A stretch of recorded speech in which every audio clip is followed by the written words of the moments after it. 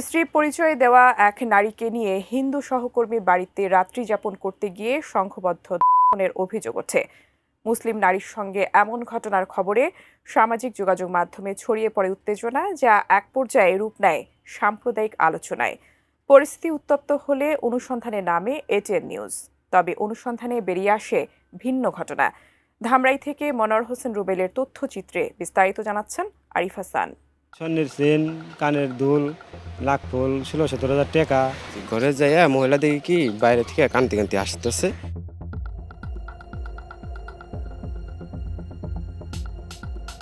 ধামরাইয়ের বালিয়া ইউনিয়নের রামরাবণ গ্রামে সহকর্মী কৃষ্ণচন্দ্র মণিদাসের বাড়িতে স্ত্রী পরিচয় দেওয়া এক নারীকে নিয়ে বেড়াতে আসেন রাজ্জাক নামে এক ব্যক্তি। বাড়িতে পর্যাপ্ত জায়গা না থাকায় তাদের রাত যাপনের ব্যবস্থা করা হয় কৃষ্ণচন্দ্রের বোনের বাড়িতে। এরপর অভিযোগ ওঠে মধ্যরাতে সংঘবদ্ধ ধর্ষণের শিকার হয়েছেন বেড়াতে আসা ওই মুসলিম নারী। একই সঙ্গে তাদের সঙ্গে থাকা স্বর্ণালংকার, মোবাইল ফোন ও নগদ অর্থ লুট করে নিয়ে যাওয়ার কথাও বলা হয়।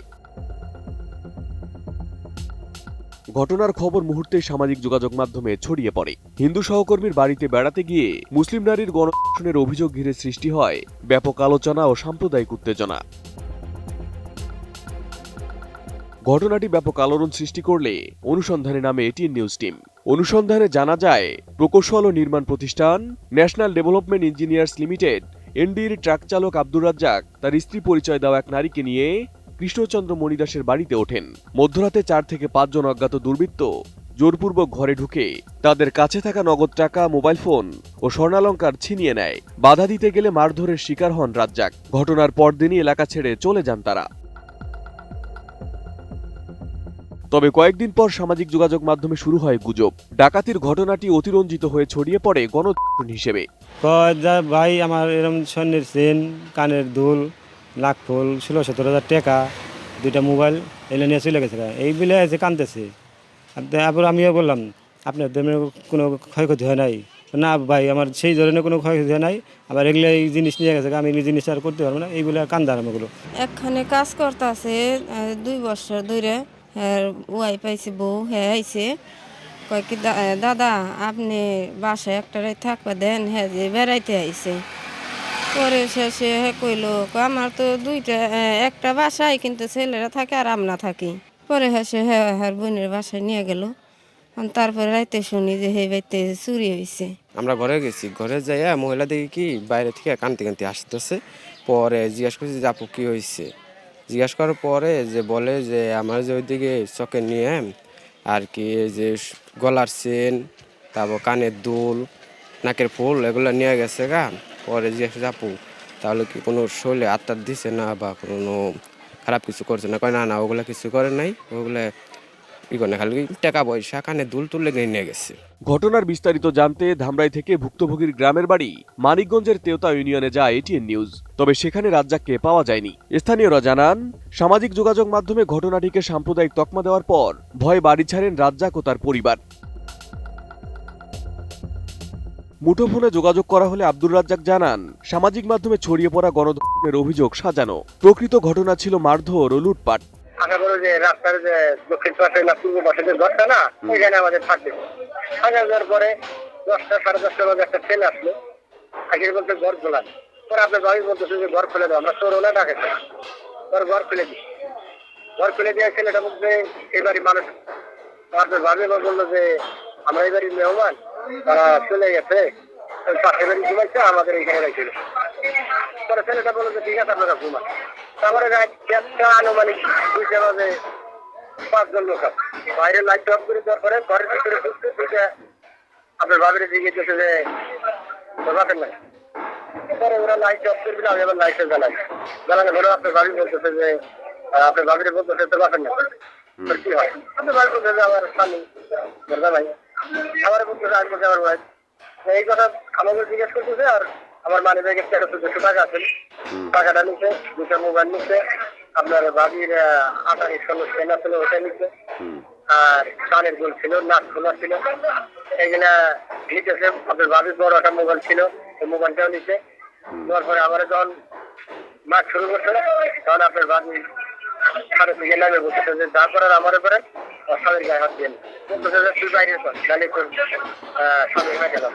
তখন আমার ওয়াইফ বাইরে গেছে, বাইরে যাওয়ার পরে আমার ফ্লাইটে নিয়ে নিয়েছে। আমি আবার এই ফাঁকে আবার কৃষ্ণদার গাড়ি এলাম, দাদার গাড়ি দাদা আসেন বাড়িতে এরকম লোকজন আছে, এরকম আমাদের বাইরে গেছে।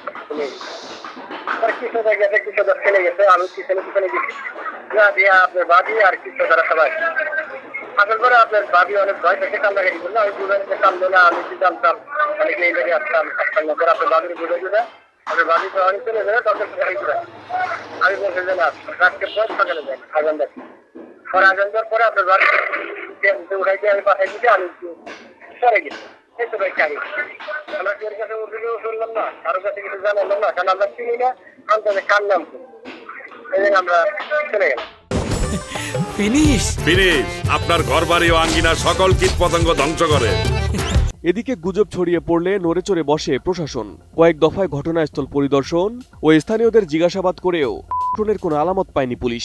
পরে 22 জানুয়ারি ধামরাই থানায় লিখিত অভিযোগ দেন আব্দুর রাজ্জাক। অভিযোগের ভিত্তিতে মামলা নিয়ে 4 জনকে গ্রেপ্তার করে পুলিশ। 12 তারিখ 12/1/2026 খ্রিস্টাব্দ দিবাগত রাত 10 ঘটিকার সময় রামরাবণ গ্রামের জনক শান্তিরানীর বাড়িতে মানিকগঞ্জ থেকে আগত মেহমান হিসাবে রাজ্জাক, ভিকটিম আব্দুর রাজ্জাক এবং তার এক বান্ধবী সেখানে রাত্রিযাপন করে। রাত্রিযাপনের প্রাক্কালে কতিপয় যুবক সেখানে যে ফোর্সফুলি তাদের সাথে কথাবার্তা বলে এবং তাদের কাছে থাকা স্বর্ণ অলংকার, টাকা পয়সা এবং মোবাইল ছিনিয়ে নেয়। প্রাথমিক অনুসন্ধানে আমাদের কাছে এরকম রিপোর্ট আসে এবং ভিকটিম পক্ষ বা অভিযোগ দেওয়ার মতো কোনো পক্ষ না পাওয়ায় আমরা ওই সময় মামলা নিতে পারিনি।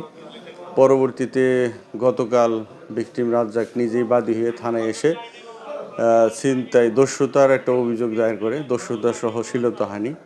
সেই অভিযোগের প্রেক্ষিতে আমরা গতকাল রাতে অভিযান পরিচালনা করি। অভিযান পরিচালনা করে ঘটনার সাথে জড়িত 4 জন আসামিকে আমরা গ্রেপ্তার করতে পেরেছি এবং আসামিদের হেফাজত হতে যে দস্যুতা সংগঠনের সাথে জড়িত উদ্ধারকৃত কিছু টাকা উদ্ধার করতে পেরেছি। ইতিমধ্যে আসামিকে আমরা বিজ্ঞ আদালতে প্রেরণ করেছি। আসামিদের গ্রেপ্তারের পরবর্তীতে তাদের জিজ্ঞাসাবাদে সংক্রান্ত কোনো তথ্য পাওয়া যায়নি। এছাড়া ভিকটিম পক্ষও কোনো সংক্রান্ত কোনো বিষয় আমাদের কাছে অভিযোগ করেনি। ঘটনাস্থলে আমরা সরেজমিনে অনুসন্ধান পরিদর্শনকালে প্রত্যক্ষদর্শী সাক্ষী যারা ছিলেন, যারা বিষয়টা জানতেন, তারাও এই ঘটনার সাথে আছে এই মর্মে কোনো তথ্য প্রমাণ দিতে পারেনি। এদিকে ডাকাতির ঘটনাকে সাম্প্রদায়িক ও পাশবিক রূপ দিয়ে সামাজিক অস্থিরতা সৃষ্টির পেছনে কারা জড়িত এবং কি ছিল তাদের উদ্দেশ্য, এই প্রশ্নই এখন ঘুরপাক খাচ্ছে স্থানীয়দের মাঝে। Arif Hasan, desk report, ATN news.